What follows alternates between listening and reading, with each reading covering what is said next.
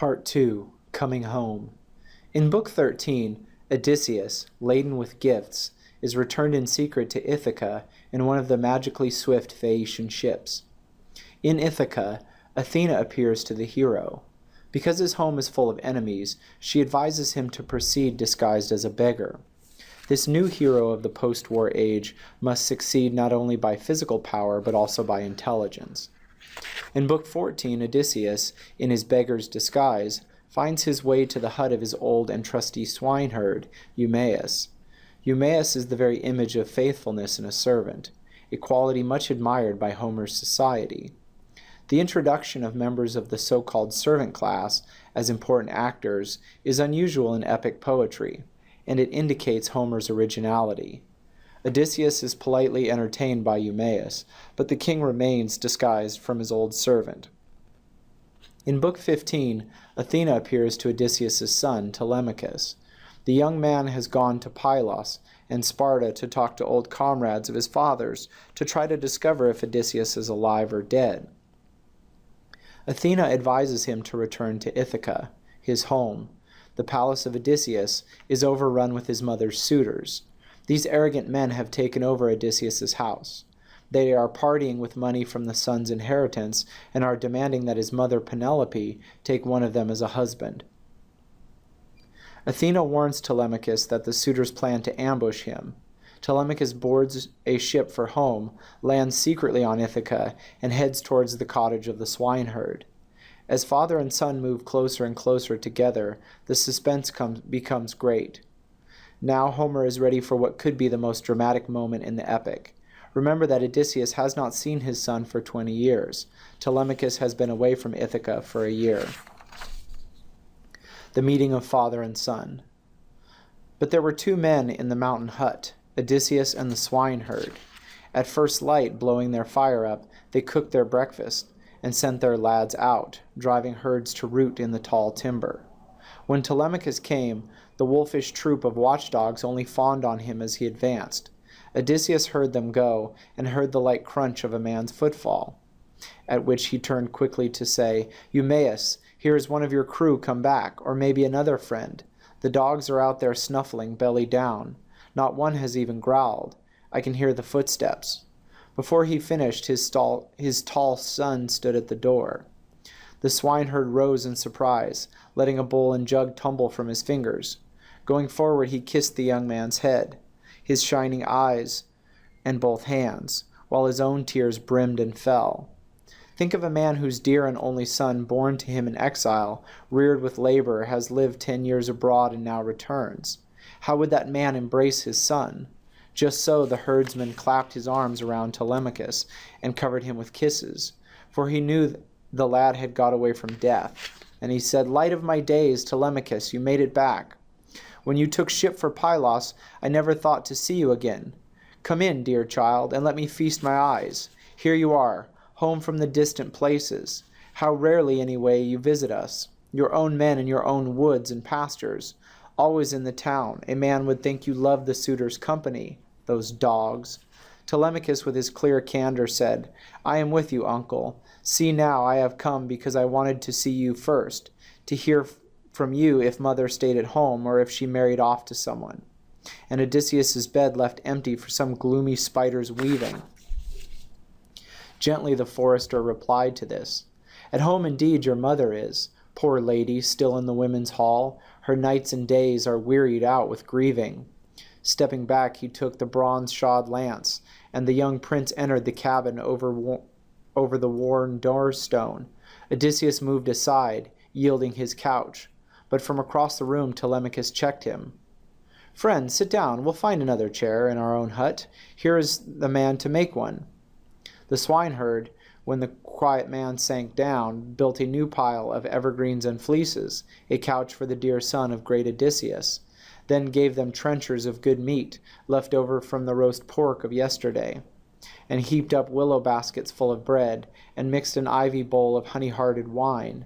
Then he in turn sat down, facing Odysseus. Their hands went out upon the meat and drink as they fell to, ridding themselves of hunger. Not realizing that the stranger is his father, Telemachus agrees to protect him as best he can. But he says that the beggar cannot stay in the palace hall because he will be abused by the drunken suitors. The swineherd is sent to Penelope with news of her son's return. Now even Athena cannot stand the suspense any longer. She turns to Odysseus, who is still in beggar's rags. She tipped her golden wand upon the man, making his cloak pure white, and the knit tunic fresh around him. Lithe and young she made him, ruddy with the sun, his jawline clean, the beard no longer gray upon his chin. And she withdrew when she had done. Then Lord Odysseus reappeared, and his son was thunderstruck. Fear in his eyes, he looked down and away as though it were a god, and whispered, "Stranger, you are no longer what you were just now. Your cloak is new, even your skin. You are one of the gods who rule the sweep of heaven. Be kind to us. We'll make you fair oblation and gifts of hammered gold. Have mercy on us." The noble and enduring man replied, "No god, why take me for a god? No, no. I am that father whom your boyhood lacked, and suffered pain for lack of. I am he." Held back too long, the tears ran down his cheeks as he embraced his son. Only Telemachus, uncomprehending, wild with incredulity, cried out, "You cannot be my father, Odysseus. Meddling spirits conceive this trick to twist the knife in me. No man of woman born could work these wonders by his own craft, unless a god came to it, with ease to turn him young or old at will. I swear you were in rags and old, and here you stand like one of the immortals." Odysseus brought his ranging mind to bear and said, "This is not princely, to be swept away by wonder at your father's presence. No other Odysseus will ever come, for he and I are one, the same. His bitter fortune and his wanderings are mine. 20 years gone, and I am back again on my own island."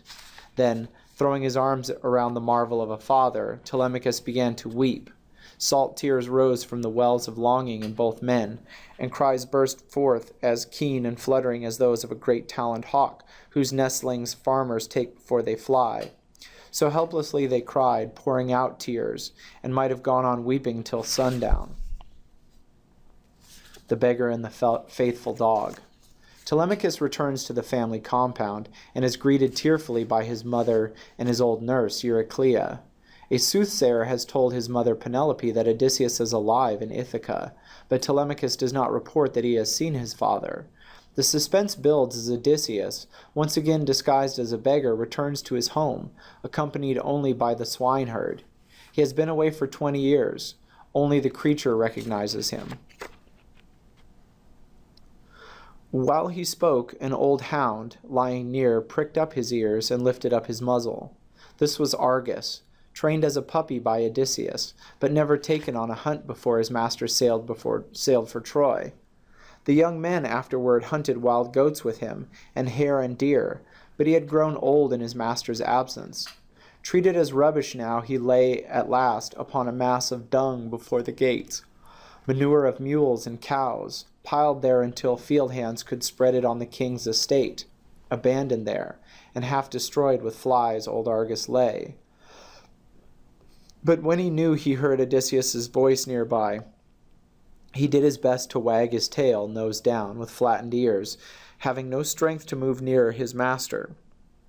And the man looked away, wiping a salt tear from his cheek, but he hid this from Eumaeus. And then he said, "I marvel that they leave this hound to lie here on a dung pile. He would have been a fine dog from the look of him, though I can't say as to his power and speed when he was young.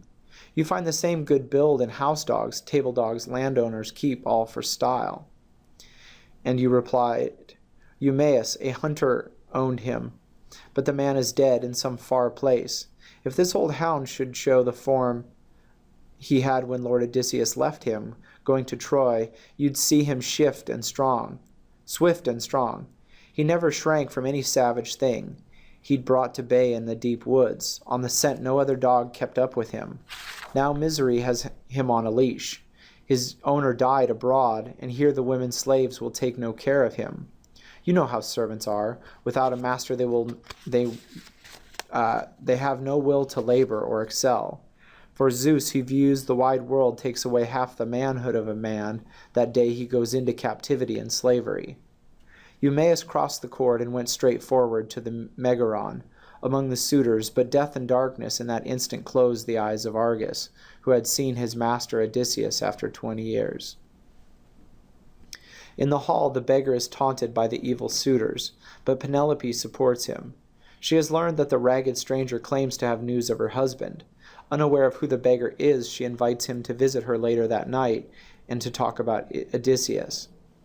In Book 18, Penelope appears among the suitors and reproaches Telemachus for allowing the stranger to be abused. She certainly must have warmed her husband's heart by doing this and by singing the praises of her lost Odysseus. In Book 19, the suitors depart for the night, and Odysseus and Telemachus discuss their strategy.